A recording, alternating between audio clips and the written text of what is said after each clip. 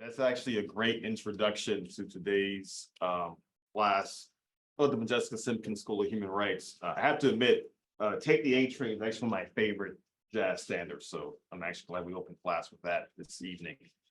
So of course, today we are going to talk a bit about Reconstruction, a rather uneventful period in the history of South Carolina. And of course, for some of you, like myself, this is a very, very happy day because we are fans of the University of South Carolina. And we once again won the national championship in women's basketball yesterday. And for those of you both here in the room and on Zoom, you should be very thankful that I did not wear my South Carolina gear to class this evening. So I decided to stay as neutral as possible. Although if you see me at this Sunday's parade at 2 o'clock, I will be decidedly not neutral, but I digress. So I actually want to start class this evening. Today also is the anniversary, April 8th, of Henry Aaron breaking Babe Ruth's home run record in 1974. But I want to go a bit back even further than that to 1968. I want to start today's class with this story about the immediate aftermath of the Martin Luther King Jr. assassination. And this actually has a lot to do with last night's talk. It's part of our deeper dive discussion of Reconstruction and its legacy. So later on this semester in the Modjeska Simkins School, we will get into talking about the flying of the Confederate flag at the State House grounds starting in 1961, and how the state legislature made it very clear this was in opposition to the ongoing civil rights movement at that time. But a few years later in 1968, the week of Martin Luther King Jr.'s assassination, the Confederate flag was for the first time brought down from the top of the State House. Now, the state government of South Carolina claimed that it was brought down to clean the Confederate flag. But the timing seemed rather coincidental, especially as that week of King's assassination, there were riots in over 120 American cities. Now, the president of Benedict College, who you see here in this photograph, Benjamin Peyton, argued that since the Confederate flag was brought down, and since the world did not end because that flag was brought down, it might be a good idea to keep the flag down permanently. And as you can see here, Dr. Peyton made this argument that, quote, Dr. King's life and death calls to Southerners to give up the lost cause. To give up the lost cause. Now, this statement was made 100 years after the height of Reconstruction in South Carolina, and it was made during the era of the civil rights and Black power movements in the United States. And Dr. Peyton also pointed this out too. Quote, and Dr. King was a proud Southerner. If Southerners will stop trying to imitate the North or the East to be what they really are, then Dr. King's death will not have been in vain. I don't know if Dr. King would have been very taken with our meeting here, with our being here together. He would rather ask, what will happen when the morning is over? So that was from April 9th, 1968, the president of Benedict College asking the state government of South Carolina to keep the Confederate flag down from the State House. Of course, it was very quickly put back up after that, but that is a story for later on this semester. Now, I want to talk today about Reconstruction in South Carolina. And as we all know, Reconstruction was a period that was pivotal in the state and the nation's history. And I think our two guest speakers last night, Vernon Burton and Fergus Bordwich, made some great points and great analyses about why Reconstruction in South Carolina mattered and about what made Reconstruction in the state so violent. We're going to dive a bit deeper into those arguments this evening. And I actually want to start with the image that we left off on from last class, which was the image of federal soldiers entering Charleston in February 1865. Now, by this point in the Civil War, most of South Carolina had been destroyed by the war, some by fleeing rebel soldiers, others by victorious federal soldiers. But in the aftermath of the war's great battles, a question remained: what was to be done with both the 4 million newly freed men, women, and children who were once enslaved, and also the millions of white Southerners, many of whom supported the Confederate war effort during the Civil War, some of whom were deeply opposed to slavery and supported the Union, and all of whom were unsure of what was to be done with them next. The Reconstruction story is one that also changes from generation to generation. I want to read just a brief section from our favorite history text, the Sims History of South Carolina. Now, this is the version that comes to us from 1932 by Mary C. Sims Oliphant. And this was the description of Reconstruction they gave us. That would have been the book that Ms. Simkins refused to leave when she was teaching at Booker T High School in the 1920s. And then what was it, 28, when people that were married couldn't teach. Right. So if you were married, you couldn't teach yourself. So this was their description of Reconstruction. For the next 9 years, 1868 to 1877, South Carolina was governed by a set of thieves and plunderers, encouraged and aided by the Republicans in the Congress of the United States. Going down a bit further, there was much bribery and graft.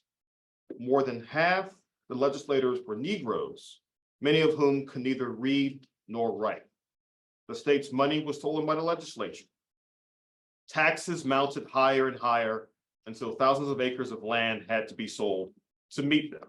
Come back to that in a second. The legislators brought at the expense of the state liquors and cigars, furniture, women's clothes, jewelry, groceries, and so on.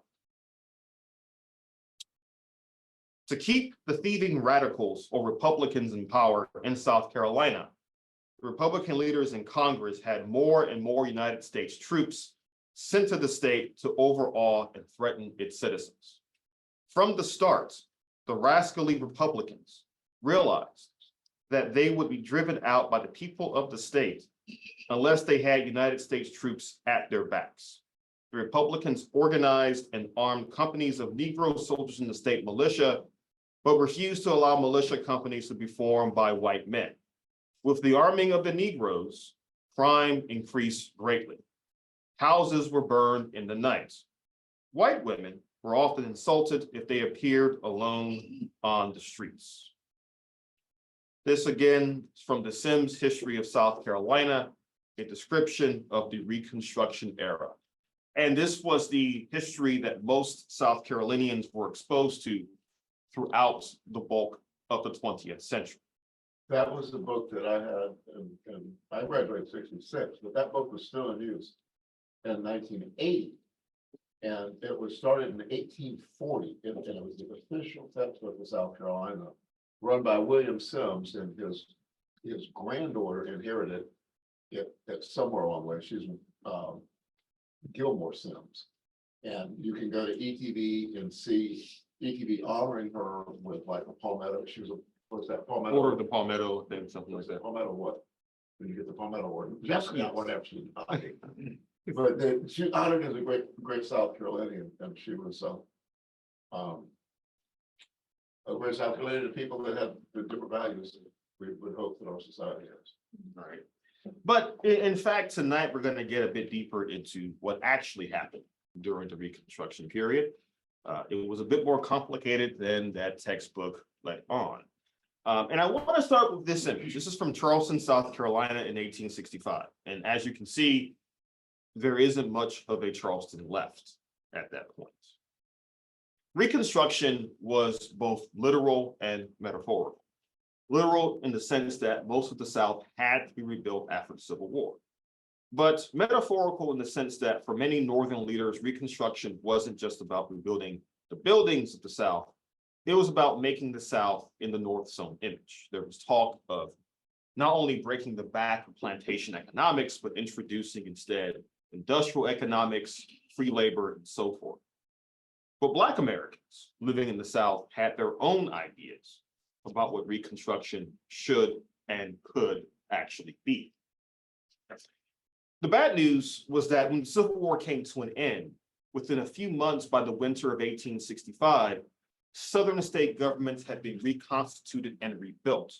And in fact, South Carolina created a new constitution, the 1865 Constitution, which said that slavery was over, certainly, but otherwise tried to prescribe a status for Black Americans that was as close to slavery as possible.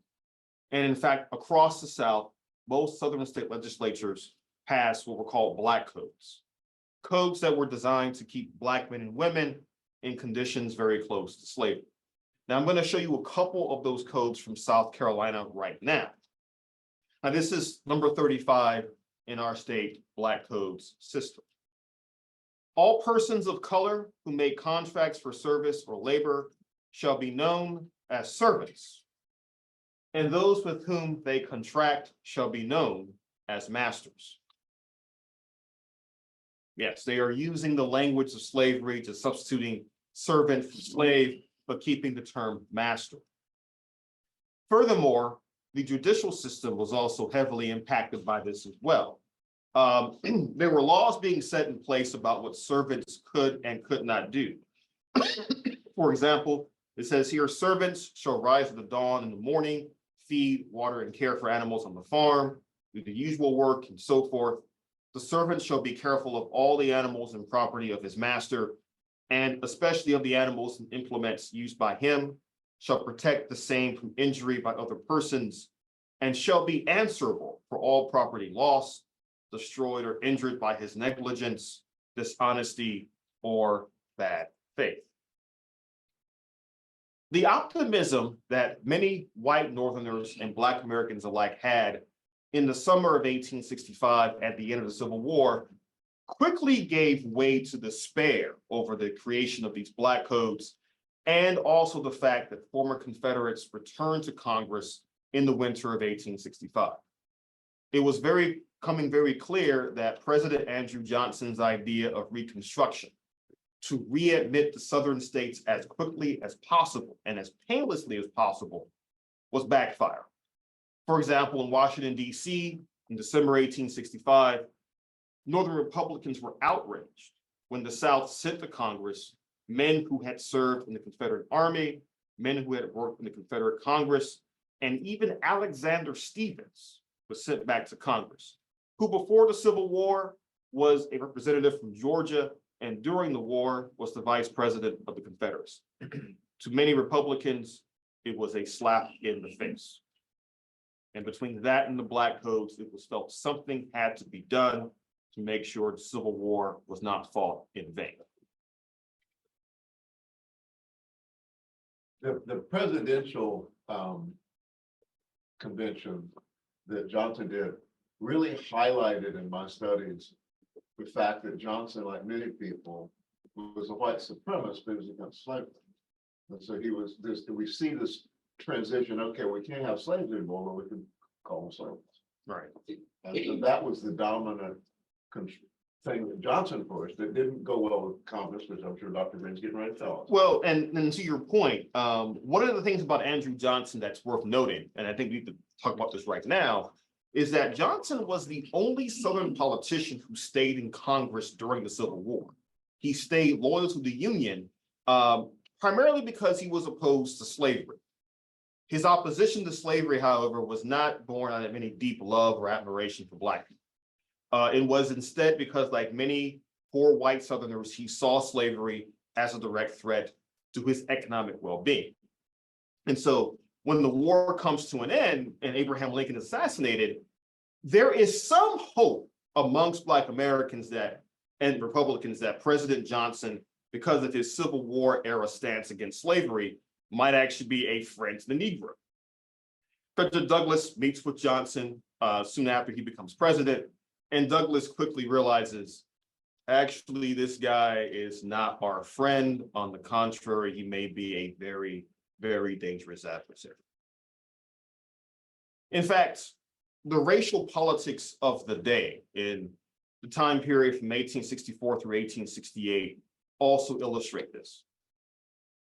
This is actually a Democratic Party poster from the 1864 election, where Abraham Lincoln ran for re-election against one of his own former generals, George B. McClellan. And the Democratic Party made clear in 1864, as it had before, and would do so for generations afterward, that it was a party of white men.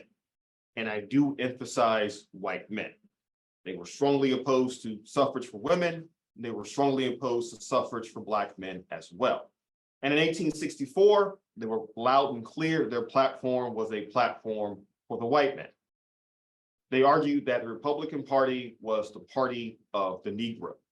And this was a theme Democrats would repeat throughout the Reconstruction era, that they were the party of white supremacy, the party of white men, the party that would make clear and make sure that America remained a white man's country. Now, the Republican Party during this same time will be pushed in a lot of ways to become more and more radical on the issue of civil rights. Because of the Black codes, because of frustration with the South over Reconstruction in 1866, Congress passes the first ever Civil Rights Act in American history. This act was designed to make sure that Black Americans were treated as equal citizens before the law all across the country, but especially in the Deep South. However, Republicans also knew that an act of Congress could be overturned by the next Congress. And so steps are being taken to add a new amendment to the Constitution that would formally enshrine citizenship rights for Black Americans and other groups born in the US as well.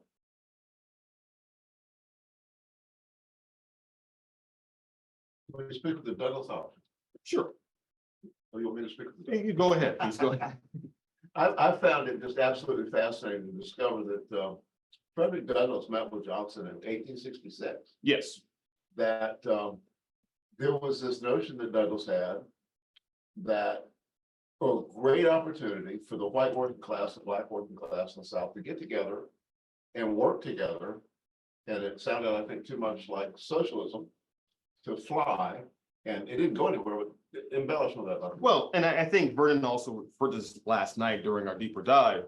But one of the things that Douglass foresaw was that if there was going to be real substantial change in the United States, there had to be a biracial coalition of working class people at its base. And Douglass was one of many Black civil rights leaders in history, whether it's him, W.B. Du Bois, Martin Luther King Jr., Fannie Lou Hamer, so many others, who would make an argument that if you want to protect the civil rights of Black Americans and you want to protect the labor rights of white Americans, you have to combine those two and realize that fighting for human rights for everyone makes the most sense. Because after all, if Black Americans are oppressed, then the white working class will be hurt as well, and vice versa. This is what Douglass was trying to point out to Andrew Johnson, but Johnson could not really follow that vision.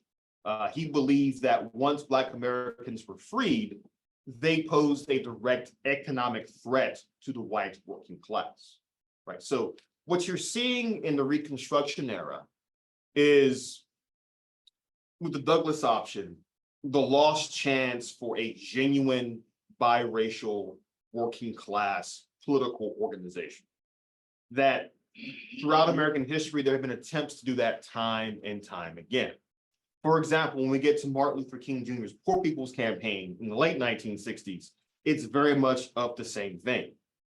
And this has really been one of the big roadblocks in American history, this attempt to create a genuine multiracial working class coalition.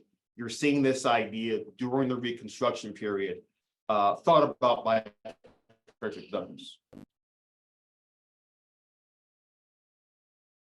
The good news, however, is that Republicans are staunchly opposed to President Johnson's Reconstruction policy. And part of Reconstruction turns into a battle over who actually has the right to control Reconstruction policy, Congress or the president. Now, one of the big problems is that, of course, the Constitution doesn't tell you what to do if there is a rebellion and it's suppressed. There were even questions raised about, well, did the states ever actually leave the Union? And if so, are they now territories again? Can they come in as states? Can we just abolish them as states? Like, what should we be doing here? Republicans ultimately decide that Johnson's policies are simply too soft on the South. And by 1867, they passed the Reconstruction Act, which divides the South into 5 military districts, adds certain stringent requirements each Southern state has to reach before they are readmitted to the Union. And most importantly, this also causes the Southern states to have to give Black men the right to vote. This was part of their requirement to be readmitted to the Union. And almost overnight, the face of Southern politics changes. Don't take my word for it. Just take a look at this photograph of the first session of South Carolina's state legislature in 1868. And these are the radical Republican members of the state house at that time. And you can see most of them are Black. Now, one of the popular images of Reconstruction, and this is thanks to films like Birth of a Nation or Gone with the Wind, is that we have this image of Reconstruction as this moment in history where the entire South was under the domination of Black Americans. It's not exactly true. Reconstruction throughout the South was a coalition often of Black Americans, white Northerners, and quite a few white Southerners as well, who had decided that the Confederacy and its defeat proved that the South had to advance and progress beyond what it had once been. Some of the most notable white Southerners to support Reconstruction include men like James Longstreet, who, if you know that name from history, he was a Confederate general during the Civil War. And one of the great changes in history, he goes from being Confederate general to best friends with Ulysses S. Grant and a staunch Republican in the South. In South Carolina, at the 1868 Constitutional Convention, Black Americans play a key role in supporting some of the most progressive provisions of that new Constitution. And by the way, if you're wondering, well, why is the state going from an 1865 Constitution to an 1868 Constitution? Well, thanks to the Reconstruction Act, every Southern state also had to rewrite their state constitution before being readmitted to the Union, right? So if you look at a listing of Southern state constitutions, and I don't know why you're doing that, but in case you are, you will notice that there are state constitutions in 1865, and then there's a sudden split of them in 1867, 68, and 69, because of the Reconstruction Act and its aftermath in 1867. Now, some of the leaders at this convention, include men such as William J. Whipper, right? I'm going to talk about some individuals who I wish were better known by South Carolinians. Now, Whipper was a prominent Black Republican in the state. He was one of the founders of the Republican Club in Beaufort, South Carolina, along with Robert Smalls and Richard Howell Gleaves. He was delegate to that Constitutional Convention. But what separates Whipper from most of his fellow conventioneers is that he had this weird notion of supporting suffrage for women. Now, let's put this all in context for a second. For those of you who know your American history, you might recall that the Seneca Falls Convention, the first big convention for women's rights, is held in Seneca Falls, New York in 1848. Among those in attendance, of course, are Susan B. Anthony, Elizabeth Cady Stanton, and also Frederick Douglass.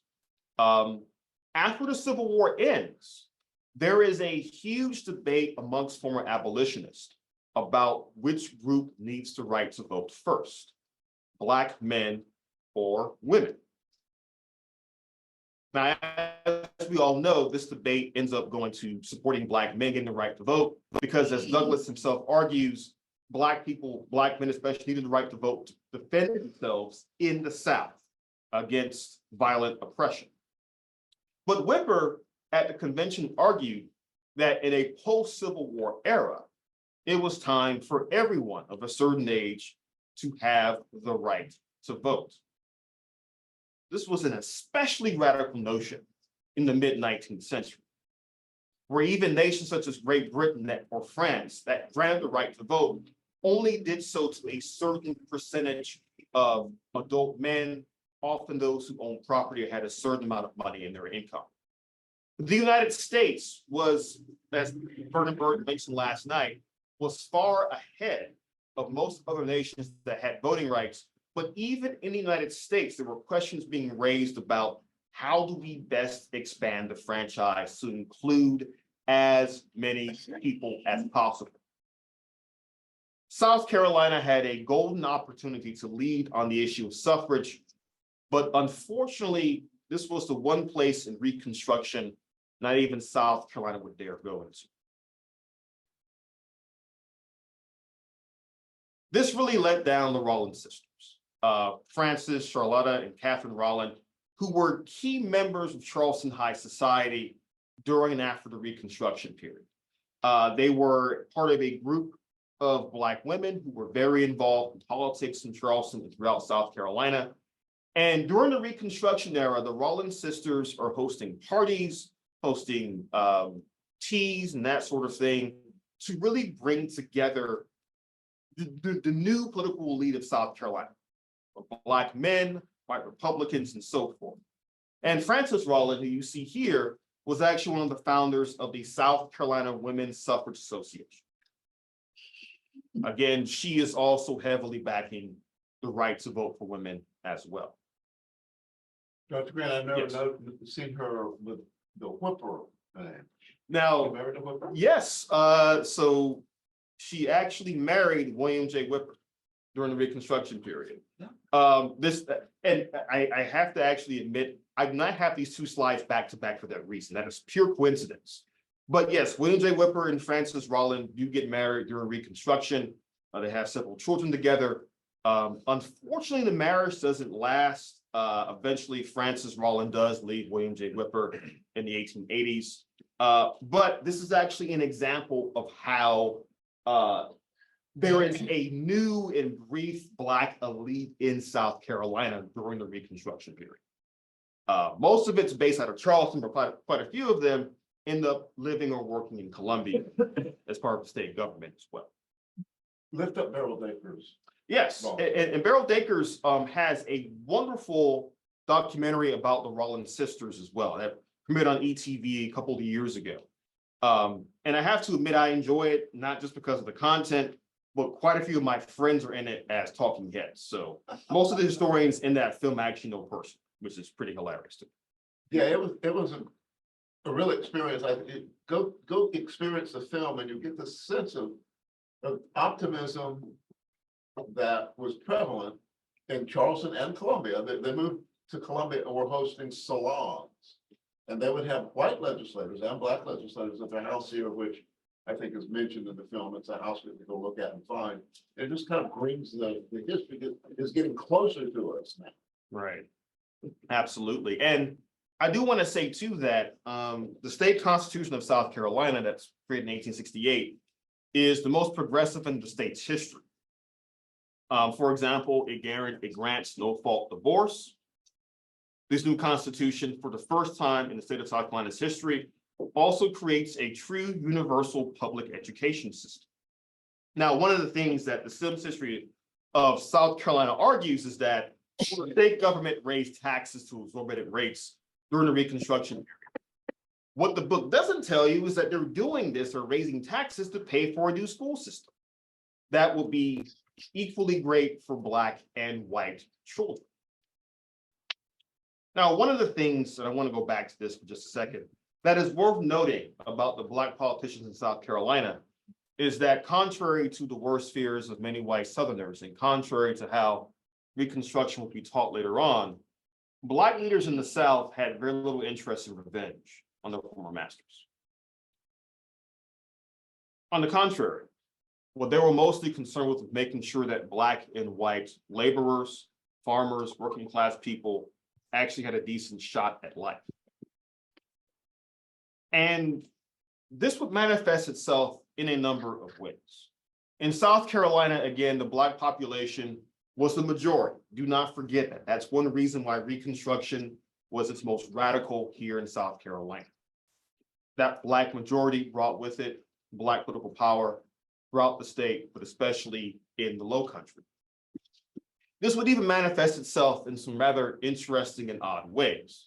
For example, in 1869, there was the Charleston baseball riot, where a riot was sparked by a confrontation between Black baseball fans at a Charleston-based baseball game and white police officers.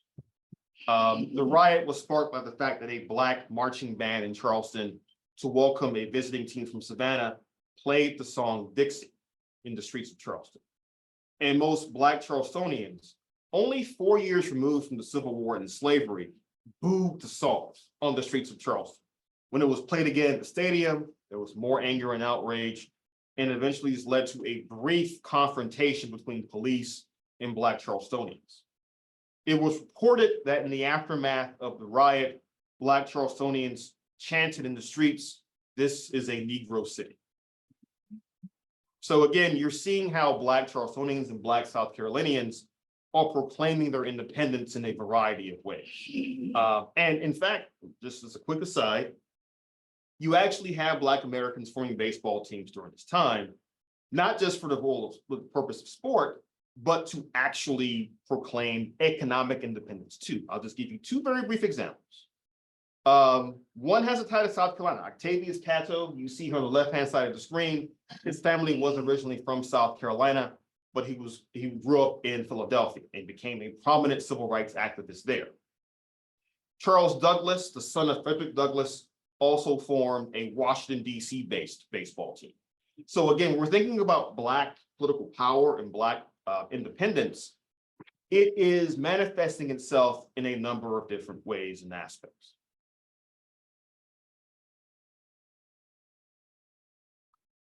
Now, coming back to South Carolina, though, it is amazing to think that, as I tell my students at Claflin, if you were a Black person living in this state, let's say you were a Black male about 15 years old in 1860, chances are you would have been enslaved. Within 10 years, you are not only voting for people to go to Congress and state legislature and the like, you yourself could run for high office as well. The explosion of Black political leaders in the state is amazing. Some of them are native to South Carolina, many others are from other parts of the country. Like, for example, Benjamin F. Randolph, who was originally from the North. He actually fights in the Civil War, serves in a federal regiment that is stationed in Charleston at the end of the war. And Randolph, like many other federal soldiers, decides to actually stay in South Carolina. Now, Randolph here eventually runs for office as a Republican and wins election as the state senator from Orangeburg in 1868. That same year, Randolph campaigns for other Republican candidates and for Ulysses S. Grant in that year's fall election. While campaigning, Senator Randolph is shot and killed in broad daylight by 3 assailants. Surprisingly, everyone could agree that they were 3 white men who killed Randolph, but mysteriously, no one knew their identities. Randolph was killed. He could not be buried in Charleston because there was a lot of sentiment that Randolph was controversial because of leadership in the Republican Party. So instead, Randolph was buried in Columbia in the Randolph Cemetery, after whom, it's named after him. And the Randolph Cemetery became a resting place for many prominent Black Americans in South Carolina. Unfortunately, in years after his burial, the cemetery was almost forgotten about. It was almost bulldozed in 1959 until Black residents of Columbia said, no, this is a historic place. Please don't bulldoze our Reconstruction era leaders. And it's now preserved as a National Historic Site. On Elmwood Avenue. Yes, Elmwood Avenue. Right down the street. So again, these histories of Reconstruction are still very much with us today. And with Randolph, I want to point out too that the fact that he represented Orangeburg, I think, matters. This is a tragic reminder that Orangeburg is often tied to violence in the history of South Carolina. Of course, think about the Orangeburg Massacre of 1968. But you go back a century to the assassination of Benjamin F. Randolph in 1868. Dr. Green, before we move on, I want to put a pin in two things that have always struck me about the Constitution of 1868. That created the only Black or minority majority legislator in the history of the United States. That Constitution of 1868 is the only constitution in South Carolina that's ever been ratified by the public. The Constitution of 1895, which replaced it, which was a Jim Crow Constitution, was never ratified. And so that's something for you to think about when you want to overthrow the governance in this state. They never asked the people if they wanted to be governed by this Constitution of 1895. And I'll give you some numbers too. This is from W.B. Du Bois's Black Reconstruction. The numbers, it was eventually adopted by the people. 70,000 voting for it, 27,000 against it, with 35,000 abstaining. So you have a majority voting in favor of the Constitution. In fact, even if you add the abstentions against it, the majority still passes the Constitution.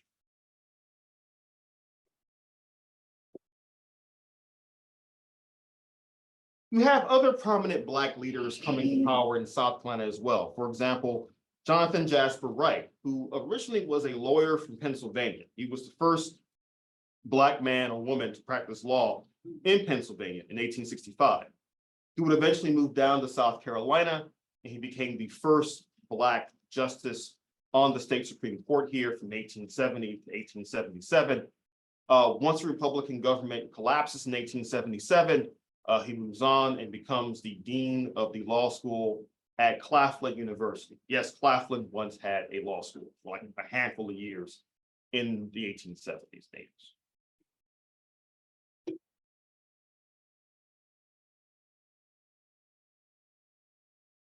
And that actually brings me to my next point. One of the things you see in South Carolina during this time period is not just the creation of a true public school system, but also the creation of several universities that are being built primarily for Black people.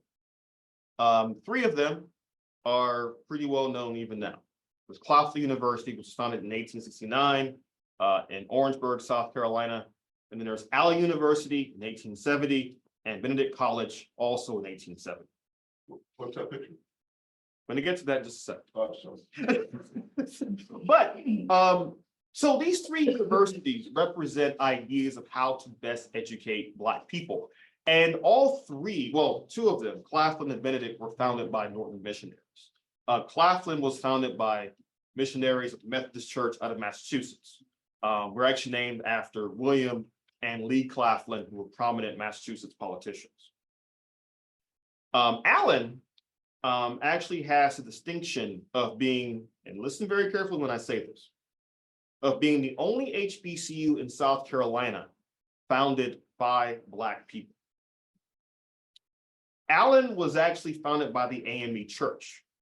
And even today, it still has very strong connections to the AME Church. Has connections to the AME Bishop of this district and so forth.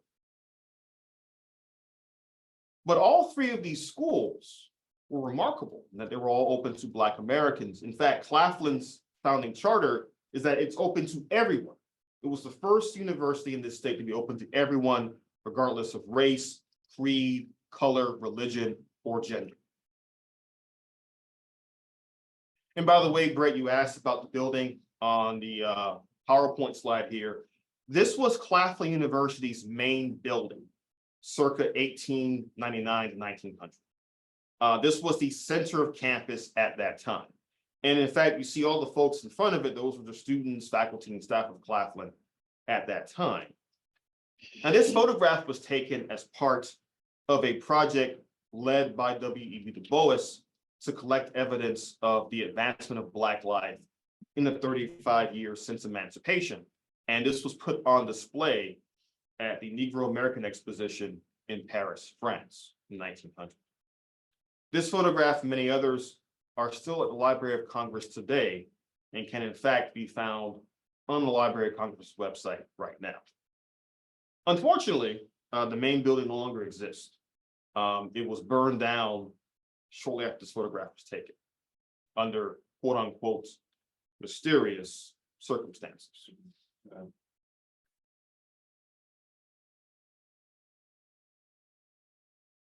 But not even the University of South Carolina was immune to the changes in Reconstruction. And for those of you who don't know, and for those of you who do know, I was co-editor of a book called Invisible No More, The African American Experience at the University of South Carolina, in which I and my co-editor, Tyler D. Perry of UNLV, devoted time talking about USC's relationship to race and racism from slavery to Reconstruction up to the present day. And there are a couple chapters in the book about Reconstruction at the University of South Carolina. Now, the University of South Carolina is unique in that it was the only state university in the South that allowed Black students during Reconstruction, the only one. And this began in 1873. It only lasted for about 4 years, but there were 4 tremendous years in USC's history. And last night we were talking about, with our deeper dive, about what Reconstruction could have been, how different it could have gone, how much more successful it should have been.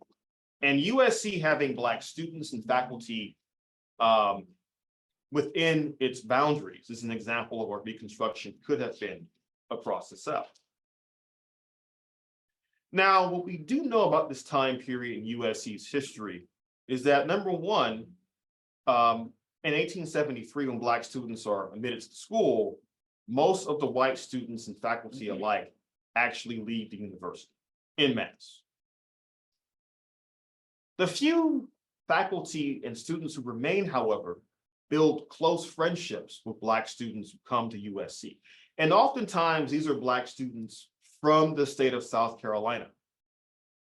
In fact, in Tyler D. Perry's chapter in our book, he writes about how there were attempts by Black Americans to, for example, bring Black students back from Howard University in Washington, saying, hey, we know you're going to Howard in Washington, D.C., but you can come back closer to home. USC is now open to you as well. For a brief moment, USC is even lucky enough and fortunate enough to host men and women such as Richard T. Greener, the man you see on the screen here. Greener was a graduate of Harvard University, one of the earliest Black students to do so in the 19th century. And when he comes to South Carolina, he works here as a faculty member, teaching several courses in Greek, Latin, mathematics. He becomes part of the law school. And at one point, he even runs the library as well. The library had been left in a state of disrepair during the Civil War and its aftermath. And Greener, through a Herculean effort, basically gets the library back on its feet. And for Greener's troubles, USC would try to forget he was ever there in the generations that followed. As a small aside, as some of you may already know, I was a PhD student at USC from 2012 through 2018. That's where I got my PhD at. And as a student at USC, I wasn't even aware about this history until I worked with colleagues who worked on Reconstruction. Now, if you were at USC up until about a year or two ago, the only markers on campus about Reconstruction said that USC was under federal occupation during the Reconstruction period. There were federal troops who were stationed right across the streets, which is true. They were stationed across the street. But the markers made zero mention of there being Black students and faculty at South Carolina. In fact, several of the markers on campus would say that the history of USC it began as South Carolina College in the early 19th century, became the University of South Carolina. And then it would say it closed in 1877 and reopened in 1880. Well, what the hell happened? Why did it close down? Why would a university just close down and reopen? It's not like a supermarket or something. Like, it's not like a department store. It's like, we're going out of business, we'll open again in 3 years. What happened was that, as we'll see in a moment, the state government under Wade Hampton III was very hostile to Black students being at USC. Funny enough, Hampton did actually give those students their diplomas in 1877, And then right after that ceremony, the university was closed for 3 years.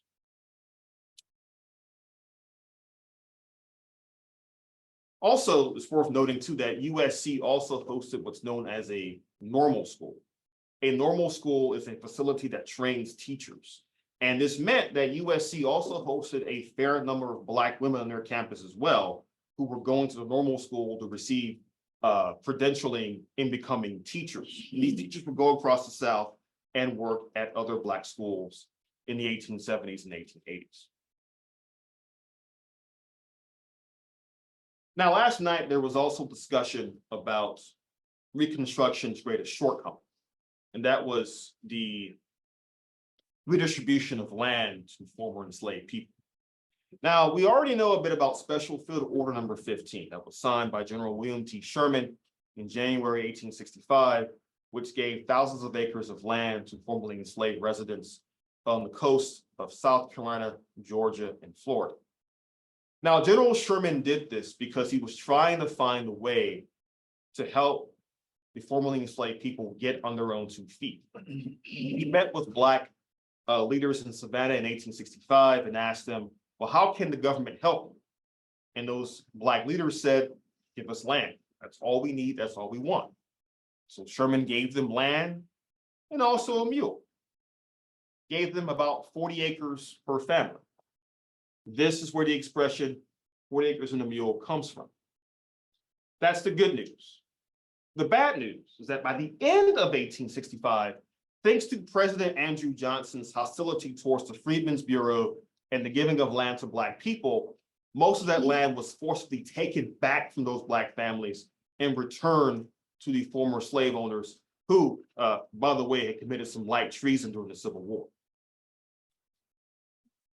This created a great deal of fear and distrust amongst Black Americans of the federal government. But it also showed that most Black Americans understood, just like their white counterparts did, that in the 19th century, land meant power, and land meant self-determination. Now, there was some talk in Congress, especially from Thaddeus Stevens, congressman from Pennsylvania, of giving formerly enslaved Africans the land that they once worked on.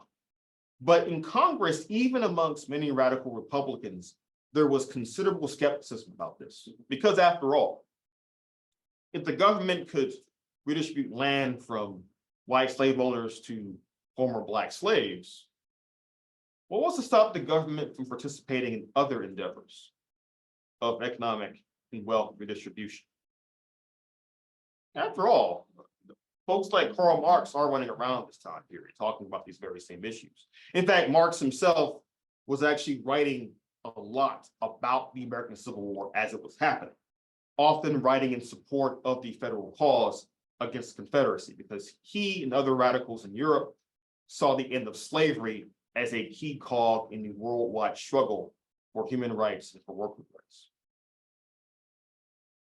Funny enough, there was one state that would take on the idea of land redistribution, and that was South Carolina. In 1869, one of the first acts of the new radical government was the creation of the South Carolina Land Commission, the only organization of its type in any Southern state at that time. The idea was very simple.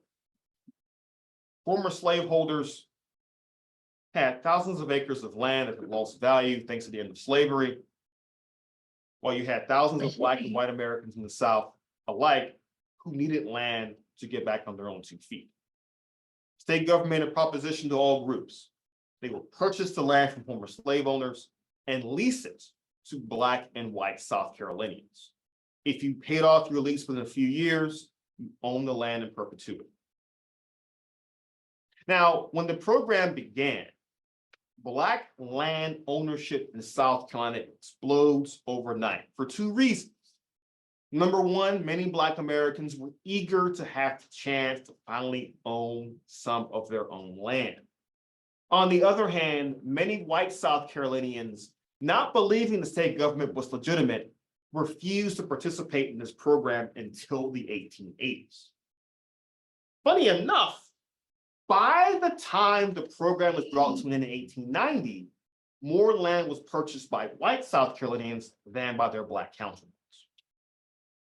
But in the 1870s, this was the only state that actually tried this land commission idea. If you wanted 40 or 50 or 60 acres and so on and so forth, you came to South Carolina. Unfortunately, I don't think they got a mule as well, but I digress. Was there a racial contingency in getting land? Or so white people were getting land also? Well, I think for Black Americans in particular, they understood when slavery was ended that they had to safeguard their well-being, both economically and politically. And they felt there was a special urgency to owning land. Because in the 19th century, if you own land, that means you can't be bossed by other people, that you have your own political power, your own economic power. And in fact, what you're going to see during Reconstruction and its aftermath is that many of the Black leaders in South Carolina who are prominent also own land, which means they can't be easily intimidated by their white counterparts in the Ku Klux Klan or the Democratic Party. And by the way, one of the chief leaders of this land commission was Francis Cardozo, who served as Secretary of State in South Carolina during a good bit of Reconstruction. In fact, I actually joked with a few friends of mine that I began referring to USC's basketball team as a radical Reconstruction because their center's last name is Cardozo. No relation though, she's from Brazil, but I still thought it was kind of fun.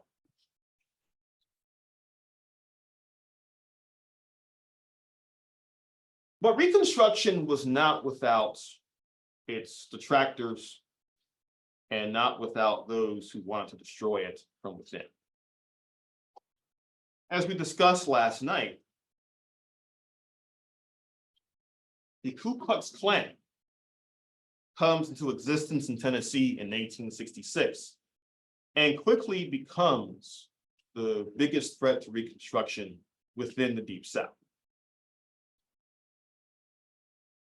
In 1895, Robert Smalls gave a speech at that year's Constitutional Convention, where he argued that during Reconstruction and its aftermath, he believed that up to 53,000 Black men and women were killed during the Reconstruction period and its aftermath. Now, we can't quite confirm those numbers, but what we can confirm is that terrorism and violence was rampant all throughout the South during the Reconstruction era. And the Klan not only targeted Black Americans, but also targeted white Republicans as well. For example, this cartoon shows you a portrayal of the Ku Klux Klan. And it being on a donkey is not a coincidence. In the South, the Klan was essentially the paramilitary wing of the Democratic Party. Democrats and the Klan were often working hand in hand throughout the South.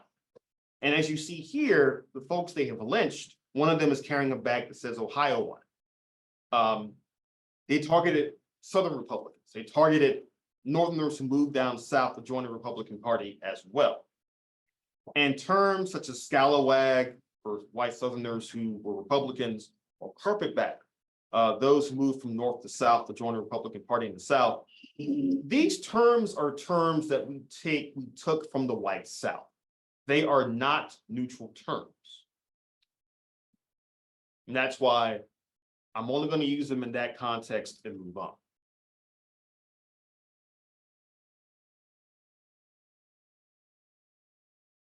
Now, in South Carolina and across the South, the Ku Klux Klan becomes a violent problem for the federal government to deal with. Now, we'd already seen a plethora of violence at the beginning of Reconstruction. One of the reasons the Congress acts in 1866 to pass the Civil Rights Act is that there are massive riots in Memphis and New Orleans, which kill scores of Black Americans. In fact, the riot in Memphis was caused by, surprise, surprise, police brutality. The riot in New Orleans was caused by the Republican Party trying to organize Black support. But by 1870, the new administration of Ulysses S. Grant, war hero of the Civil War and Republican Party leader, made it clear that the Klan had to be stopped by federal action. And so Congress gives President Grant the power to do so through the Ku Klux Klan Acts of 1870-71, also known as the Enforcement Acts. These gave President Grant a variety of options with which to deal with Klan violence in the South, and especially in South Carolina.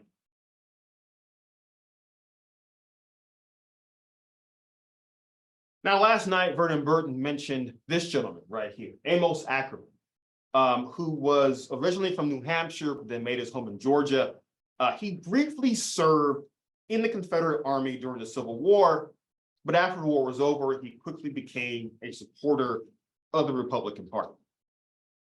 Ackerman becomes Attorney General under Ulysses Grant, and in fact, he leads the newly formed Justice Department, which was initially designed to, among other things, fight the Ku Klux Klan.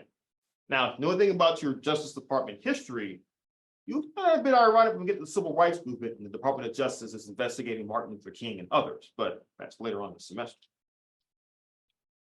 Grant takes the extraordinary step of suspending habeas corpus in 9 counties in South Carolina, basically putting them under martial law. And for those who are wondering what those 9 counties are, I am pleased to report that we have the names of those for you right now. Now, I found them online, and I'll put the website in the chat before tonight's over. It's not via email. But funny enough, the counties were also listed in the Sims history as well. So those 9 counties were the following: Spartanburg, Union, York, Lawrence, Chester, Newberry, Fairfield, Lancaster, and Chesterfield. Those were the 9 counties put under martial law in 1870-71. And this included the sending of federal troops and U.S. Marshals to those places to hunt down the Klan. Eventually, what happens is that hundreds, if not thousands, of residents in those counties are charged with being members of the Klan. Quite a few of them are put on trial. Quite a few of them flee the state, either never to return or to return years later. But to the surprise of many, the back is actually broken of the Ku Klux Klan. Now, the Klan's destruction in South Carolina did not mean that things were going to get easier for Black Americans or for white Republicans in the states, but it did buy some time for the growth of Reconstruction in South Carolina. After all, you notice, habeas corpus is suspended in 1871.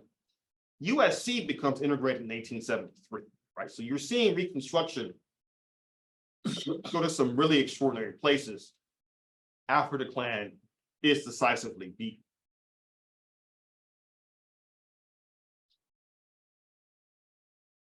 At the same time, you also have the welcoming of Black politicians to the halls of Congress. I just mentioned a moment ago that you have Black politicians in the state legislature of South Carolina and other southern state legislatures as well. But in 1870, you also began to see Black congressmen in Washington, D.C. Now imagine this for a second. I just want you to think about how extraordinary this actually was.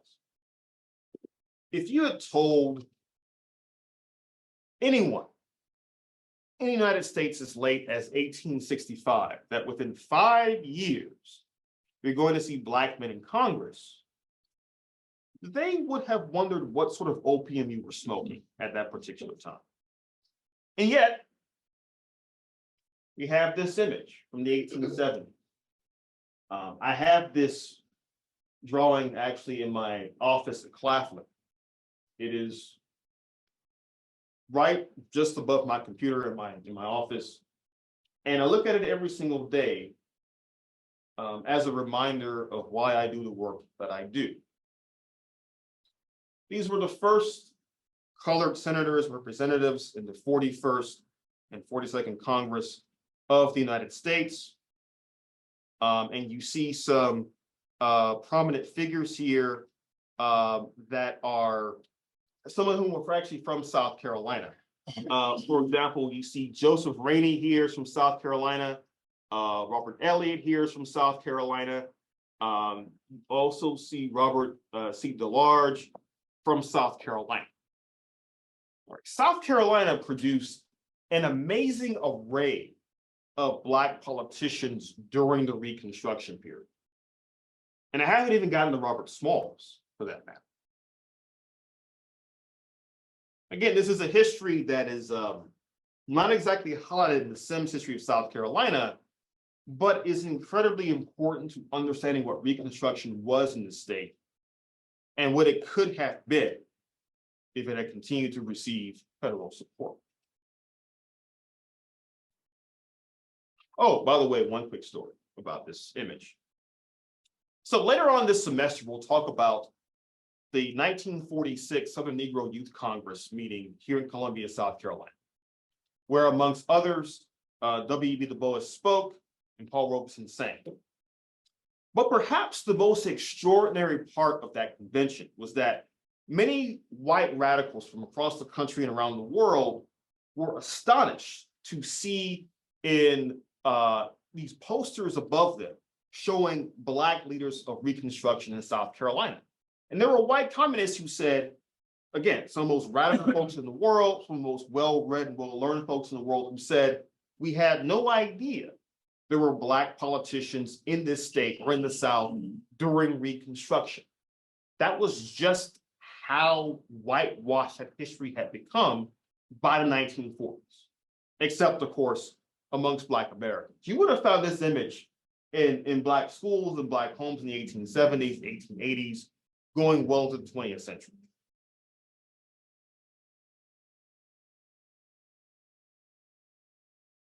But of course, there is the question of what happened.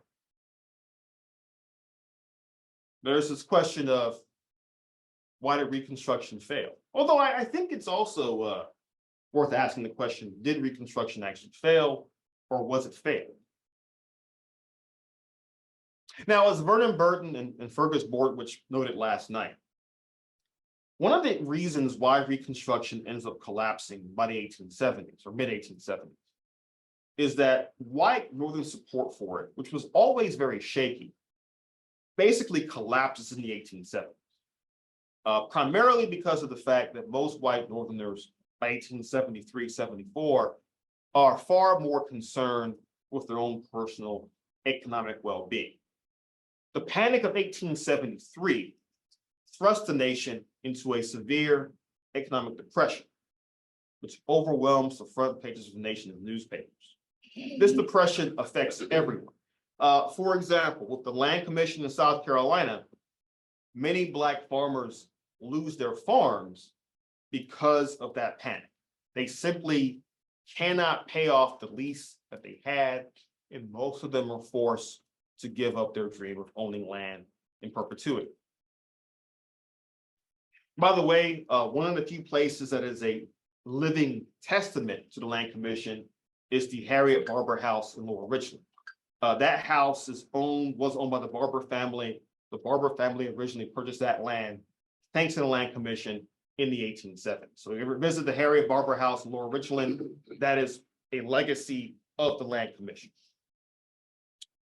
Republicans are deeply concerned about the rapid loss of white support for Reconstruction by 1873-74.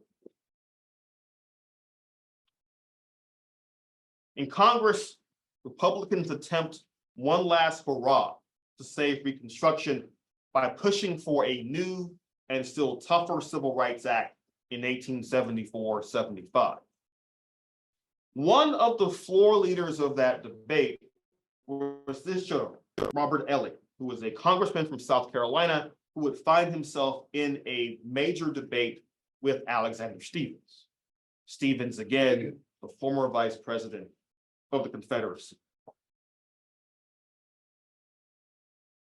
Now, back then in the 19th century, one of the favorite pastimes of citizens of Washington, D.C., was to go visit the Capitol building and to listen to the great speeches from congressmen, senators of their day. When Robert Eliot rose to speak in favor of a Civil Rights Act in 1874, the gallery of the House was completely packed. Many of those there were Black men and women from Washington, D.C. Quite a few of them had been enslaved not even 10 years before this.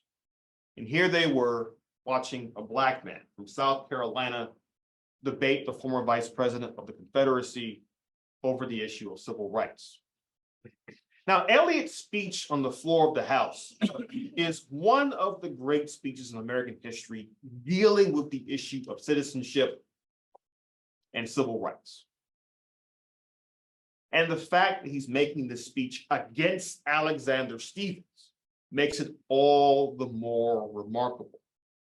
Now, keep in mind, when the Civil War began in 1861, Stephens, as vice president of the Confederacy, gave what was known as the cornerstone speech, where he argued that the Confederacy was fighting not just a war to preserve slavery, but a war to preserve white supremacy.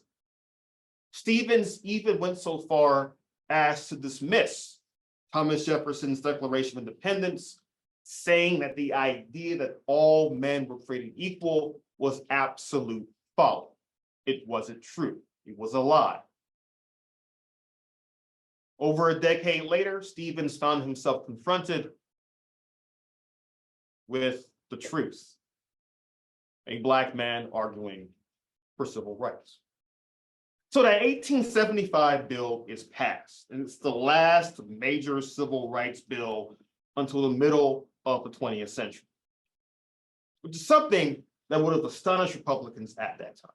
Again, as Vernon Burton and Fergus Borwood said last night, one of the things about politics is that you just do not know what is coming down the pipeline. You just don't know how things can change. A lot of change is slow, but it builds up over time. Again, go back to my earlier example of being a Black man in South Carolina. If you were 15 years old in 1860 and were enslaved, within 10 years or 25 years old, you have the right to vote. 10 years after that, in 1880, your right to vote is under threat. And by 1890, you're a 45-year-old man who was very close to losing his right to vote.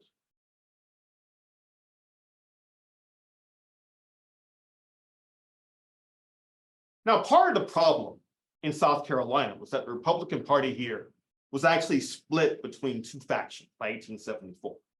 A radical faction, mostly of Black men, and a reformist faction, which really emphasized so-called good governance over civil rights and the like. And Daniel Chamberlain became their candidate for governor in 1874 and eventually became governor. Now, under his leadership, South Carolina suffered still more violence in the middle of the decade. But this time, the violence wasn't being done by the Klan. And this is actually a bad sign. Now, the Klan members in the early 1870s, they wore the hoods, they wore masks, partly to scare people off, partly to hide their identities, even though most folks in town knew who the actual Klansmen were. But by 1874-75, this violence across the South was being committed in open daylight by people who were not afraid to say who they are. And a good chunk of this was because of an idea called Mississippi Plan. Now, in South Carolina, it's called the Edgefield Plan because everything bad here comes out of Edgefield. But I can't. Those from Edgefield, I'm just joking. But the Mississippi Plan was very basic, very simple. It was a two-pronged strategy. You would use both the law and violence to destroy Black and Republican groups. So this starts Mississippi in 1875. Right? And in fact, for those of you who've seen the film State of Jones, you see this portrayed in the movie. When they go down to the voting place to vote, and the men go down, they are armed. The men who are waiting for them, they're armed.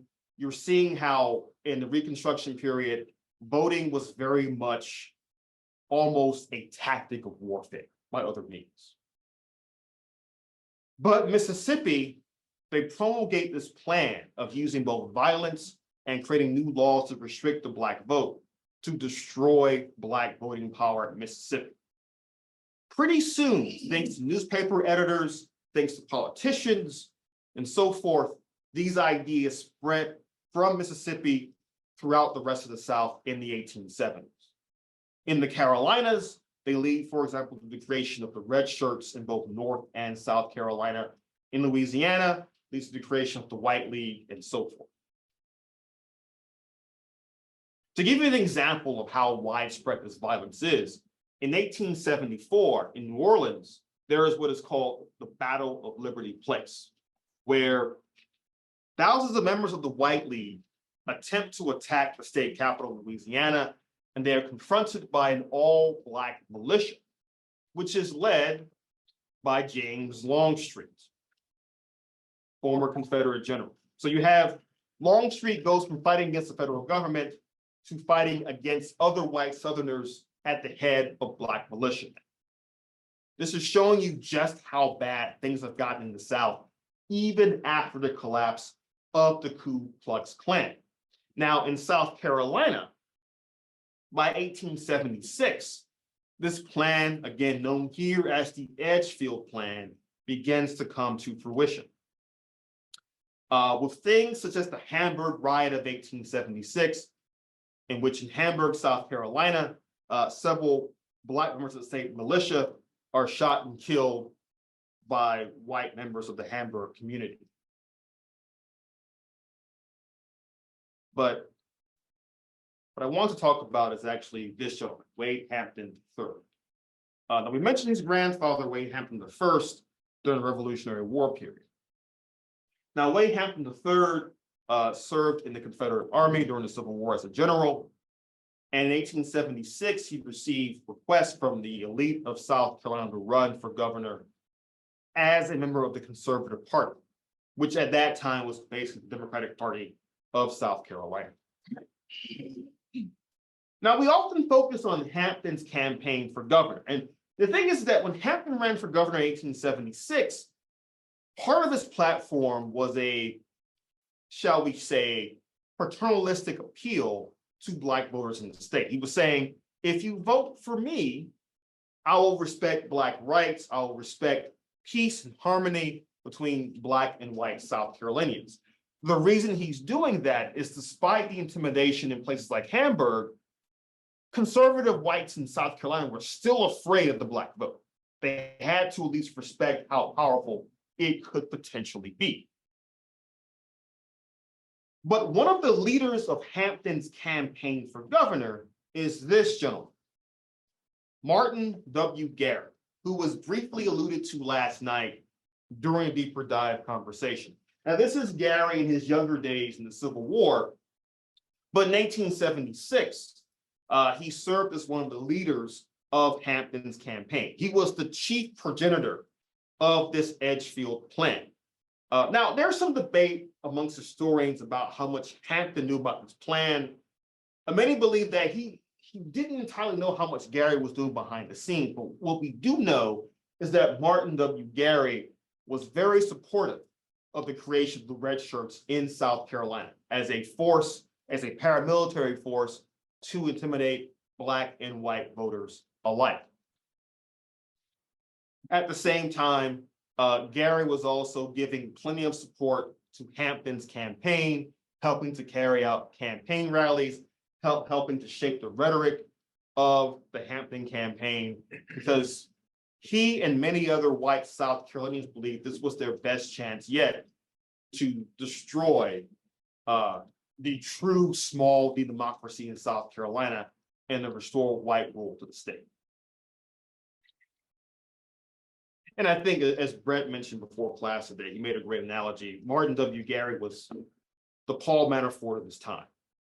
He was, I would even argue like the Karl Rove to Hampton's George W. Bush, which is really scary to say, or Lee Atwater, right? There you go.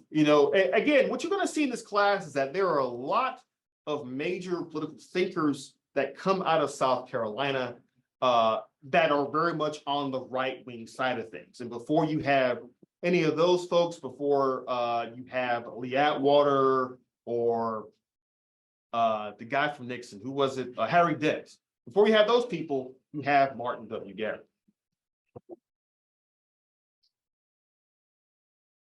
But again, and this is also what Vernon Burton mentioned last night, we often think of Reconstruction as just suddenly and decisively ending in 1877, when Wade Hampton III becomes governor of South Carolina, and when the last federal troops are withdrawn from the South, thanks to a deal between Republicans and Democrats to finally end the 1876 election. But it's not quite so simple as that.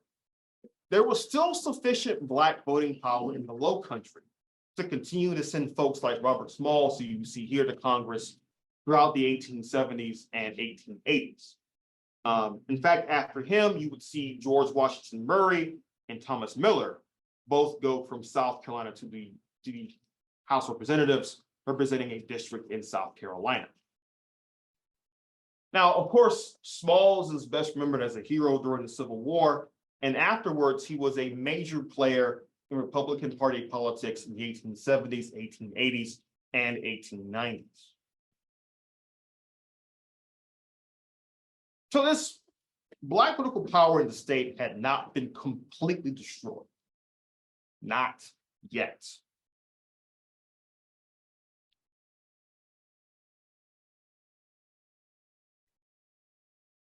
That job would be done by Ben Tillman. Now, go ahead. The presidential election of 1876. Are we gonna go there today? Or Yes. maybe we'll read their study guide. Well, no, let me talk about it briefly, right? Because that election is one that is one of the weirdest in American history. Kind of like the one that's coming up this Well, November. let's not go that far, because if that happens this year, then we are screwed. So in 1876, let me tell you why that we're going to get screwed now. In 1876, you had 16 consecutive years of Republican rule in Washington, D.C. Abraham, well, except with Andrew Johnson, but you had Abraham Lincoln, then after Johnson, Ulysses S. Grant. By 1876, frustration with Reconstruction, with the economy, so on and so forth, made many Democrats feel that that was their best chance to retake the White House for the first time in almost a generation. In the 1876 election, Rutherford B. Hayes loses the popular vote to Samuel J. Tilden, Democratic nominee for president. However, several states, including South Carolina, are unable to verify which party won their electoral college votes. There is so much violence in South Carolina and other states, and so much uncertainty over the final vote numbers, that both parties were saying, we won these states. Now, in the Constitution, just FYI, it does have a provision for what happens if no one wins a majority of electoral college votes. However, there is nothing in there about, well, what happens if you have several states that aren't even sure about who won their electoral college votes. And so now keep in mind, right, back then, the president wasn't sworn in until March 4th of the following year after the election. So in January and February, folks in Washington, D.C. are panicking about how to choose the next president. The two parties decide to form an electoral commission made up of 15 members, people from Congress, from the Supreme Court, to ultimately decide who actually won the election. Which is why I said, if this happens again, we're screwed. Because in 1877, there was open talk of another civil war. People were actually afraid this could be a second civil war. And I didn't even mention this, and we'll talk about this more next class. By the way, in 1877, there was also a lot of labor unrest across the country. There is the Great Railroad Strike that same year, in which the railroads are shut down in most of the Northeast and the Midwest. So things are a bit delicate in the country at that time. And this electoral commission decides to give the votes to Rutherford B. Hayes. According to most historians, because the Republican Party agreed to take federal troops out of the South in exchange for these electoral votes. It's worth noting there's some of the evidence for this is actually a bit circumspect, but still, this is the story that we're pretty sure is accurate. Now, the thing about federal troops in the South, by the way, is worth noting. There is a wonderful book, and I'll put it in the chat when we get to the Q&A, called After Appomattox by Gregory P. Downs. And it is a book about the federal occupation of the South. And his main argument is quite simply, there were just not enough troops to enforce that occupation.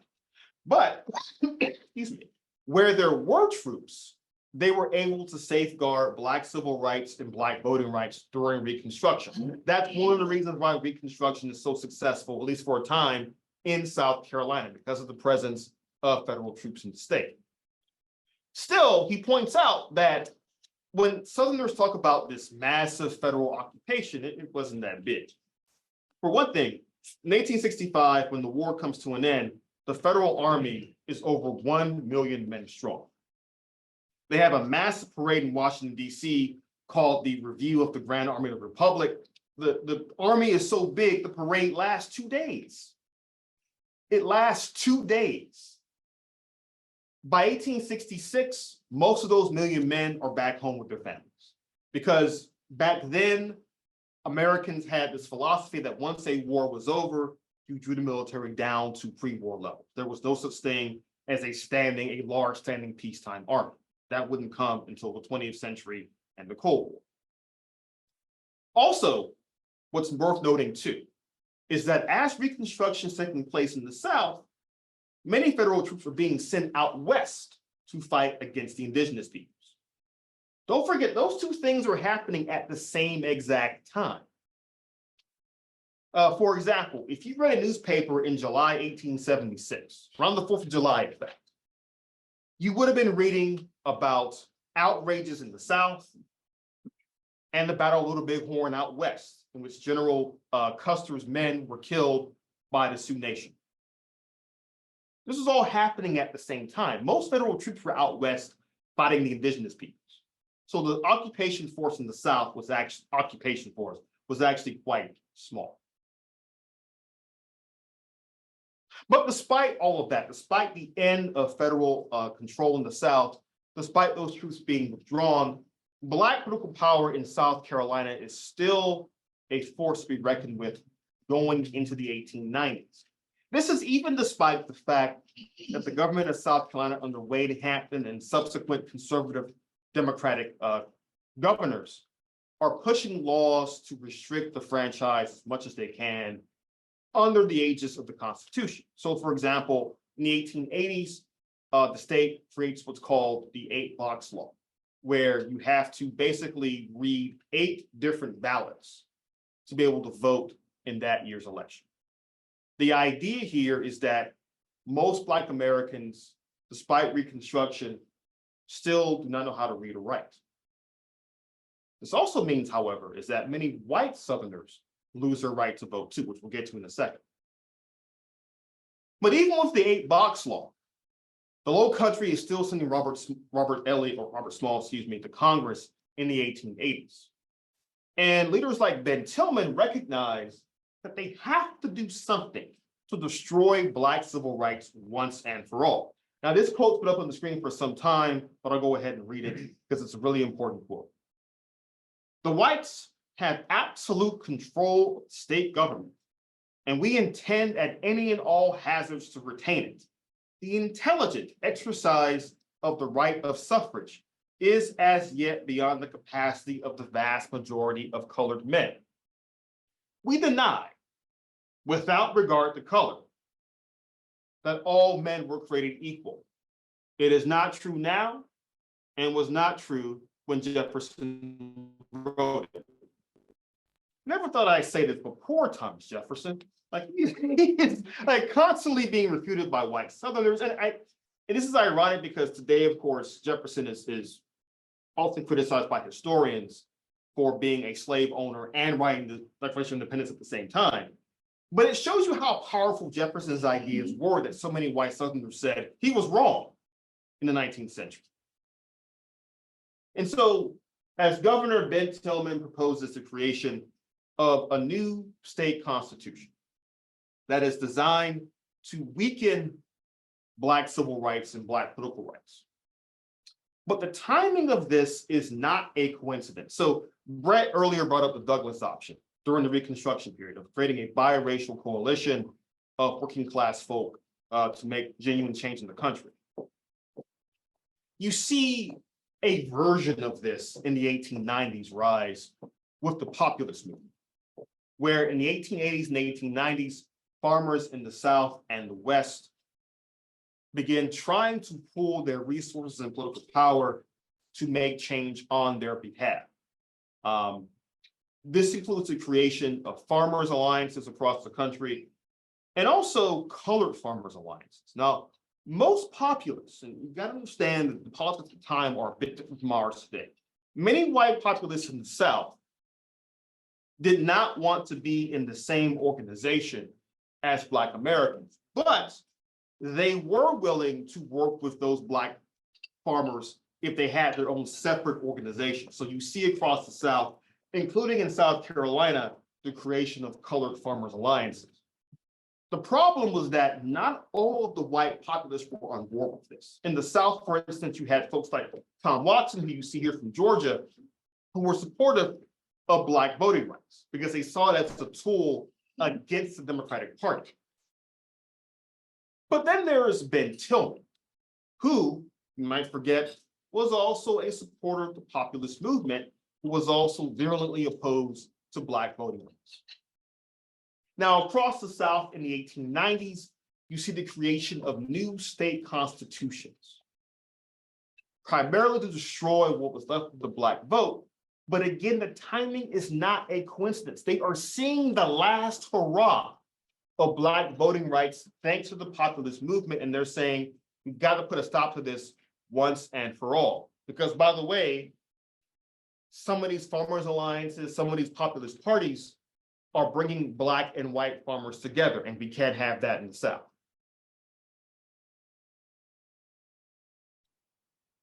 So that new Constitution of 1895 includes the following. It has a literacy test, which means that if you cannot read or write at a certain educational level, you cannot vote. You also have a poll tax. Now, the poll tax, I think, is one of those great evils of American history that's kind of forgotten about now. But the poll tax worked like this. It's not something you pay when you go to vote. You had to pay your poll tax and register to vote, often months in advance of the actual election. So think about this scenario for a second. You're a farmer in Orangeburg County. It's May. Your poll tax is due. Here's your decision. You can either pay your poll tax, or that same money can go to buying tools, buying food, buying clothes for your family. You're poor enough to where it's an either or decision, not both and. And so across the South, in an era where democracy was expanding across the rest of the country, you see dramatic rates of plummeting voting totals in the 1890s, early 1900s, not just of Black voters, but of white voters as well. But this was the price Ben Tillman and his supporters were willing to pay to destroy the Black vote and to ensure the survival of white supremacy in South Carolina. Also, there were some other provisions in the Constitution of 1895. You had to also own at least $300 worth of property to vote.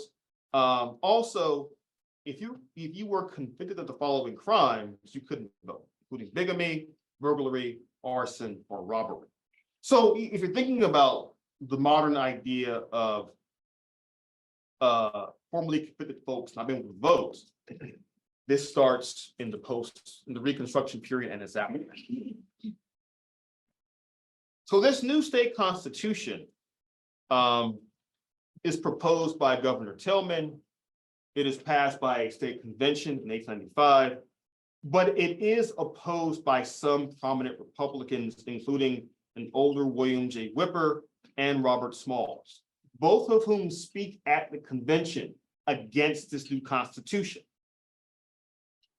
And I want to end, and I know we're at Q&A time, so apologies for this, but I want to end with the speech that Robert Smalls gave in 1895. It is actually, I think, one of the most extraordinary speeches because Smalls kind of warns South Carolina what's going to happen if they pass this new constitution.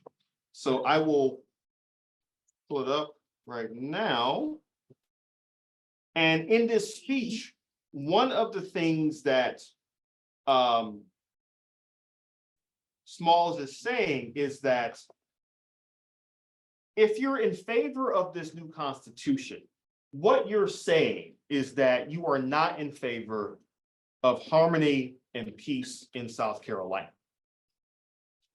And in fact, what Smalls warns is that if they do pass this constitution, then you're going to see an exodus of Black men and women out of South Carolina to the rest of the country to seek greater opportunities elsewhere.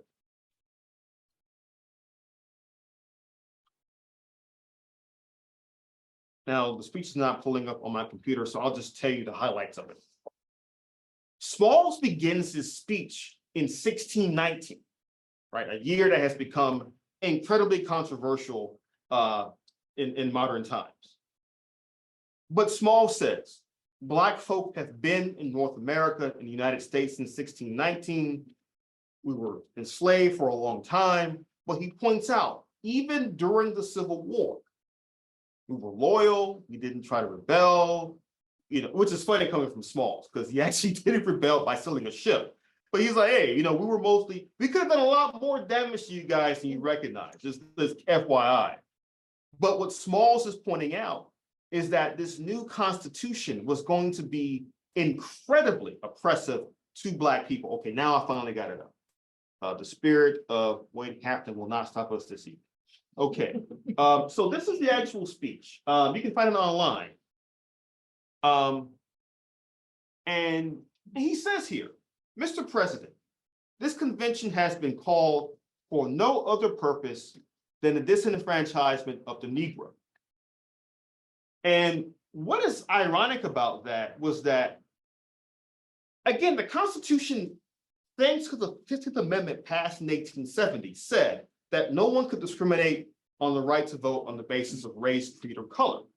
And yet, every Southern Constitutional Convention said, we are trying to find ways to destroy the Negro vote. We can't say we're doing that in the law, but what we can do is to write laws that disproportionately affect Negroes. And we all know that, but if we don't say in the law we're doing that, it's perfectly fine with the Constitution. And oh, by the way, if thousands of white folks lose their right to vote too, that's too bad and just collateral damage. But Smalls recognized this. And in his speech, he was making an argument that there was so much more the South could do. As he says here, as he's talking directly to Governor Tillman, he says, I appeal to the gentleman from Edgefield to realize that he is not making a law for one set of men. Some morning you may wake up to find that the bone and sinew of your country is gone. The Negro is needed in the cotton fields and in the low country rice fields. And if you impose too hard conditions upon the Negro in this state, there will be nothing else for him to do but to leave. What then will you do about your phosphate works? No one but a Negro can work them. The mines that pay the interest in your state debt. I tell you, the Negro is the bone and sinew of your country, and you cannot do without him. I do not believe you want to get rid of the Negro. Else, why did you impose a high tax on immigration agents who might come here to get him to leave? Now, Mr. President, we should not talk one thing and mean another. We should not deceive ourselves. Let us make a constitution that is fair, honest, and just. Let us make a constitution for all the people, one we will be proud of and our children will receive with delight. I regret to inform you, we are still waiting for that constitution, even in 2024. Any questions?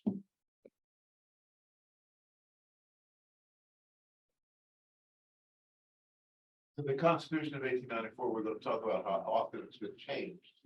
Forward Oh, definitely. Yes. Yes, we will. hundreds of times. I saw a hand up from, was it Nicole? You had your hand up, is that right? Yes. Oh, go ahead, please. Sorry, I lost my voice and am feeling ill, which is why I'm not there. But one of the things I remember about literacy tests from way back was that essentially the white people who could not read were still given the answers. Did that happen in South Carolina? That's a great question, and yes, it did. And this actually points to a bigger issue with these new laws, which is that voters were basically at the mercy of the local county registrar, right? For example, we have stories of, as you mentioned, literacy tests being given, and with white voters, they're telling them, hey, here's the actual answer. This is how you should actually read this. On the other hand, you would have, even deep through the 20th century, you would have Black voters trying to register to vote. Some who held college degrees, master's degrees, PhDs, taking the literacy test, passing the literacy test, and being told, well, thanks to a technicality, you actually failed the test. Try again next time.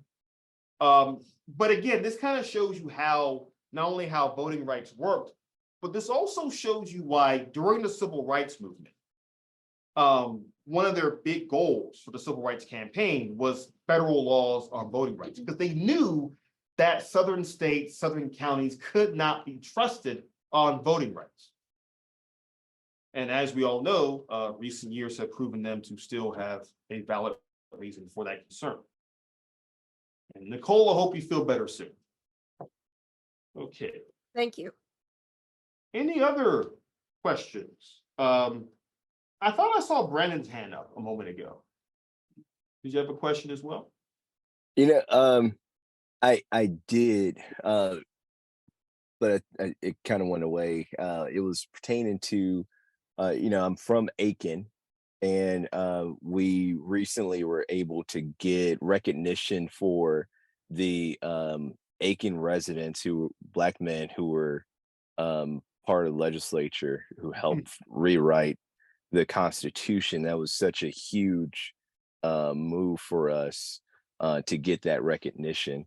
And you can still feel the vestiges of that past, where the white men who wrote the rules and the laws were the ones who broke them the most, and then worked really hard to hold other people accountable to those rules that they also broke. And their grandchildren or great grandchildren fighting back against the celebration of the people who helped establish that Constitution from Aiken. It's just something that's very prominent there in my home county and hometown. But thank you for this part of the lesson you shared today. No, again, this is really important. And I think the 5 men you're referring to might be include some of these men who helped found Aiken County as well. Yeah. And I think this brings up a broader question. A few years ago, I wrote an essay for Current Affairs magazine, where I argued that with the ongoing debate about statues, one option would be to build more statues. And in the essay, I was trying to find links to it, send it out this evening if I can. in the essay, I argue that there are a lot of Southerners, Black and white, who deserve greater recognition. In South Carolina, for example, I think on the State House grounds, instead of having a memorial to Ben Tillman, we should have a memorial to Robert Elliott. Instead of a Confederate statue, we should have a statue to Black Union soldiers, so on and so forth. Instead of a statue to Strom Thurmond, we have a statue to Modjeska Simkins or Sima Clark. Although I think a Simkins statue would just be too intimidating for us to build. But I digress. DJ had his hand up. Oh, you did. Go ahead, please. So during the time of like land distribution, what happened to overall wealth distribution? Like were former plantation owners, like where were they like parking their money and letting it grow, so to speak? And how much of this was invested in northern instead of southern commerce? That's a good question. I guess to adapt to like the new industrial Right. economy. Well, so I'm going to answer your question in a roundabout way. I apologize for that. I'm going to start at the end and come at the beginning.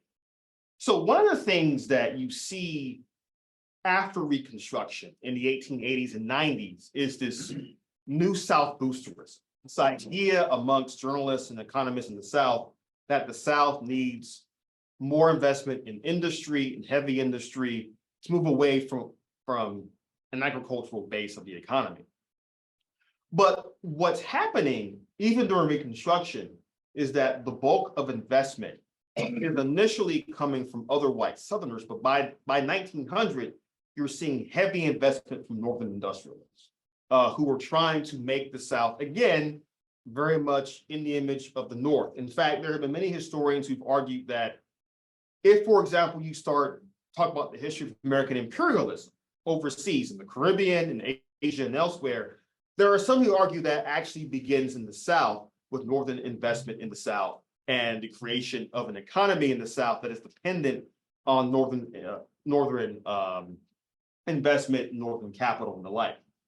But to your question, a lot of the plantation owners in the immediate aftermath of the Civil War, some of them are having a hard time trying to adjust because their base of labor has disappeared to some extent, or has gone away, or is asserting their own rights and privileges as well. Some of the money they do, like again, with the Land Commission, a lot of that land comes from plantation owners trying to find some money to get capital to eventually reinvest in other properties owned elsewhere. But it becomes a very complicated process. Some of those plantation owners are able to weather the storm of Reconstruction, and they become some of the earliest Southern investors in the new industries of the 1880s and 90s. Some of them are able to survive the Reconstruction era and thrive. Quite a few are not. But it really depends on which slaveholder you're talking about, which plantation owner you're talking about. One of the things we're seeing in more and more research into the Reconstruction era and its aftermath is that some of these slaveholders were already diversifying, to use modern parlance, already diversifying their portfolios before the Civil War. They were investing in other properties, other things. For example, there's a lot being written about the relationship between Wall Street and slavery in the 19th century, and so on and so forth. And so some of those folks were able to weather the Reconstruction period with their other investments and eventually reinvest in land and industry throughout the South. Does that answer your question? Any other questions? Dr. Greene, I want to lift up something that it's at the beginning of the study guide, this class. And it's a link to the Low Country Digital Archives.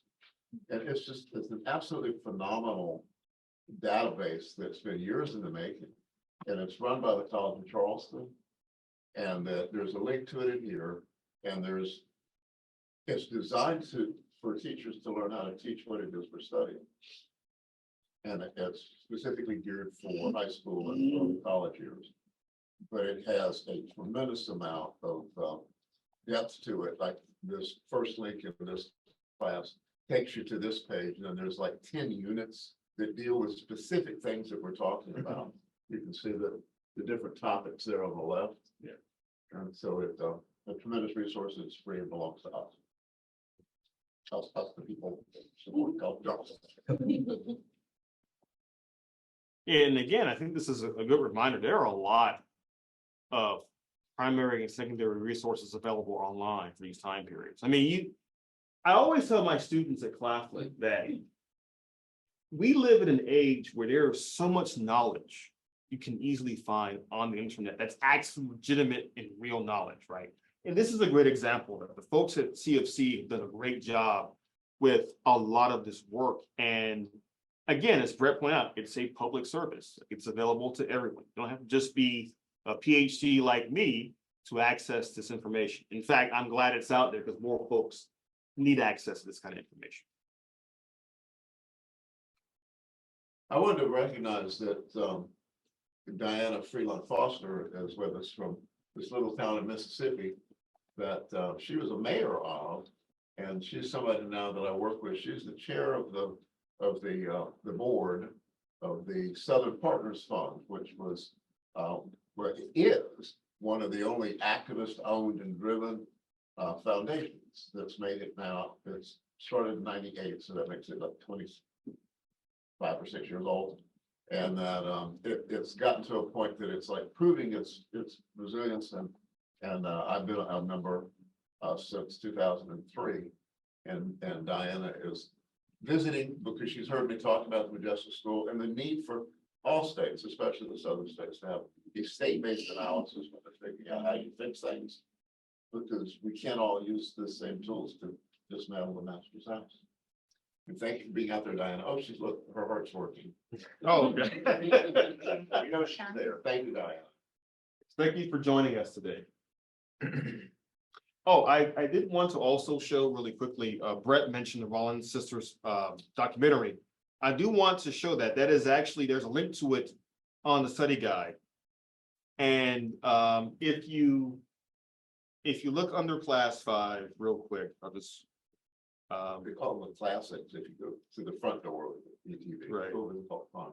But it is also on the website to watch as well. And it is a spectacular documentary because it's not just about the Rollins sisters, it's about Reconstruction in South Carolina and their role in that. I really encourage folks to watch it. It was good. I watched it. Oh, okay, see, there you go. Seal of approval there. Okay. Any other questions? Yeah, if you look under class 5 real quick, if you look, it is down about halfway down the page. It says watch SC suffragists, the Rollins sisters through 1895. And below that is an article from South Carolina Women, Their Life and Times, Volume 2, about the Rollins sisters. So it's a great complimentary read with the documentary as well.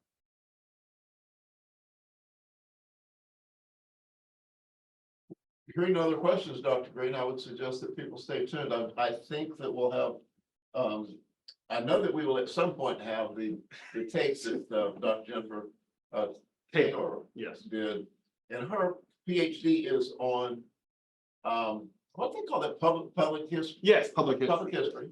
And so she has done a tremendous amount of work on the memorialization of the Confederacy.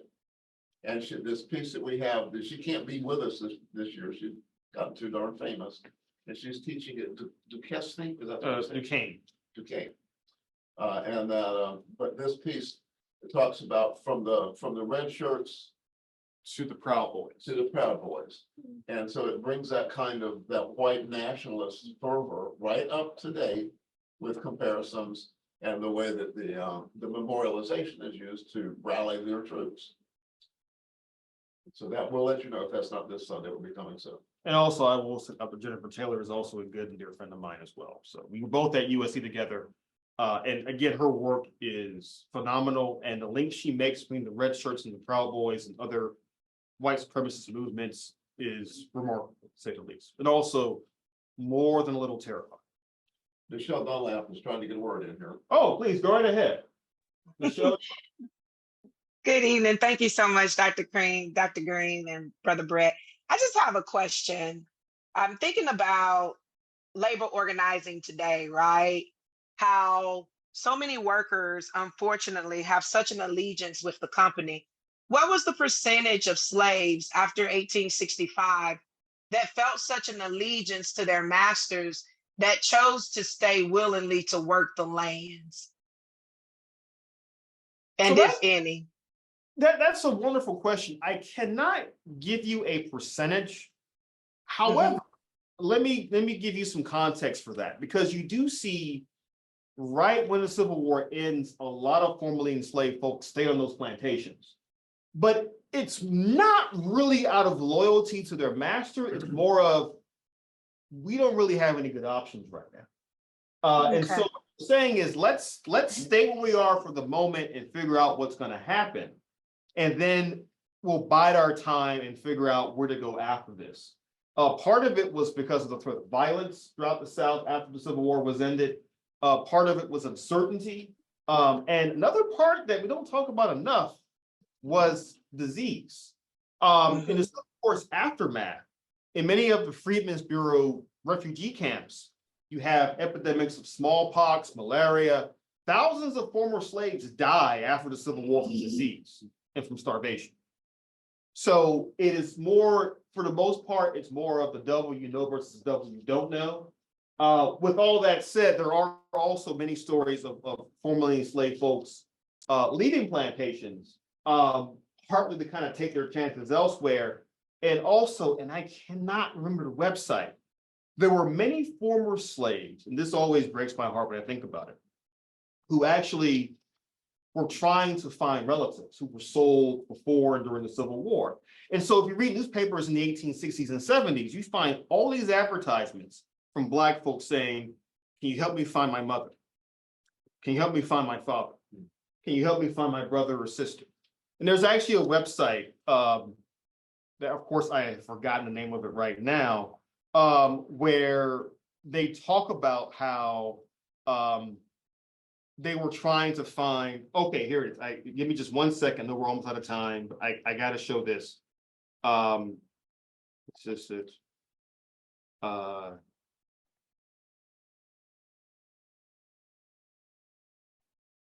So it's referred to as.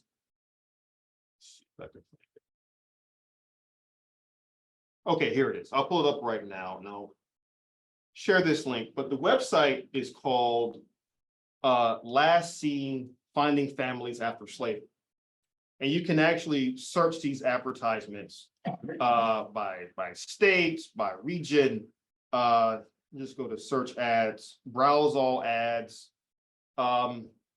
This is something that we don't talk about, is that when the Civil War comes to an end, many Black families have this different problem they have to deal with, which is, what happened to my family? For example, this is an advertisement from 1881. A Black man and woman were at the station last night making fulsome complaints to Captain Malloy. The man claimed he was married to the woman, but had been away many years. He wanted to live with him. He wanted her to live with him again. The woman says she was now married to another man. The other man did not propose to give her up, and thus matters remained in status quo. As nothing could be done, they departed to settle matters among themselves. Again, this was like a national crisis where Black people were trying to find what happened to their family members and loved ones after the Civil War. Dr. Greene, let me add something for Nicole, that this question about after slavery has ended, about the workers and the working class and the labor that you're talking about. We'll get into it as we move closer to the 1900s. Something that I experienced growing up in South Carolina was the notion that it was really cheaper not to have enslaved people, but to have wage slaves. And that there's a book out of the University of South Carolina called One Dies, Hire Another. So you didn't have to take care of people. And so there was an advantage just to the turnover and the wage slavery. And there was also a tremendous rise in forced labor, because you couldn't make people do things unless they broke a law and they were serving time. It's amazing how often people got picked up at harvest time so the sheriff could have workers in the field. Yeah, we're going to discuss some about convict leasing in our next class. That comes up. Thank you, Dr. Greene. Another wonderful class. Thank you.